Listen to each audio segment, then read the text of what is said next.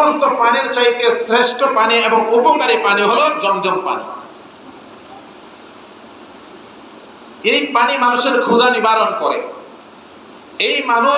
এই পানি মানুষের রোগ নিবারণ করে, মানুষের শিফা দান করে। এই পানির বিশাল এক ইতিহাস আছে। কিভাবে জমজম কূপ আবিষ্কার হয়েছিল? হযরত ইব্রাহিম আলাইহিস সালাতু ওয়াস সালাম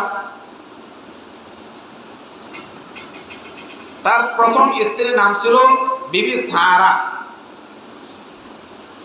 ইব্রাহিম আলাইহিস সালাতু ওয়াস সালাম দীর্ঘদিন বিবি সারার সাথে সংসার করতেছিলেন, কিন্তু অনেক চেষ্টা করার পরেও বিবি সারার গর্ভ থেকে কোনো সন্তান জন্মগ্রহণ করে নাই। পরিশেষে বিবি সারা ইব্রাহিম আলাইহিস সালাতু ওয়াস সালামকে অনুরোধ করলেন ইব্রাহিম আলাইহিস সালাতু ওয়াস সালাম যেন দ্বিতীয় আরেকটি বিবাহ করেন।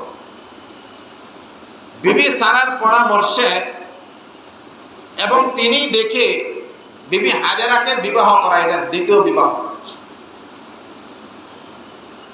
বিবি হাজেরাকে যখন বিবাহ করাইলেন, করানোর কিছুদিন পরে বিবি হাজেরার গর্ভে সন্তান আসছে। হযরত ইসমাঈল আলাইহিস সালাতু ওয়াস সালাম গর্ভে আসছেন। যখন বিবি হাজেরার গর্ভে সন্তান আসছে, এখন মেয়েদের বাহ্যিকভাবে একটা হিংসা, তাদের একটা বংশগতভাবে, এটা বংশগত মানে তাদের এটা চাহিদাগতভাবে সমস্ত নারীদেরই আছে। আর বৃদ্ধ বয়সে একটা সন্তান যখন একজন মানুষ পায়, দীর্ঘদিন অপেক্ষা করার পরে যদি কোনো স্ত্রীর গর্ভে সন্তান আসে, তখন তার প্রতি মায়া ভালোবাসা একটু বেড়ে যাবে স্বামীদের, এটাই স্বাভাবিক।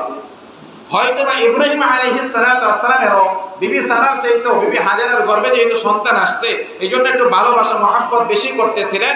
আর এটা বিবি সারার আর সহ্য হলো না।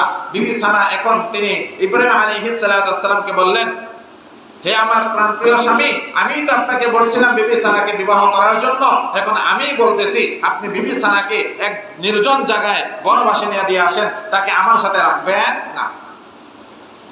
যখন বিবি সারা ইব্রাহিম আলাইহিস সালাতু ওয়াস সালামকে এই কথা বললেন,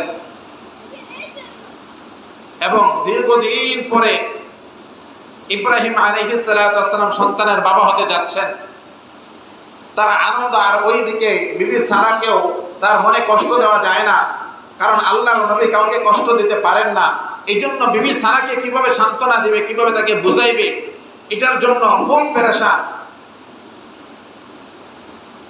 এই দিকটা আল্লাহ রাব্বুল আলামিনের নির্দেশে বিবি সারার গর্ভ থেকে সন্তান জন্মগ্রহণ করলেন।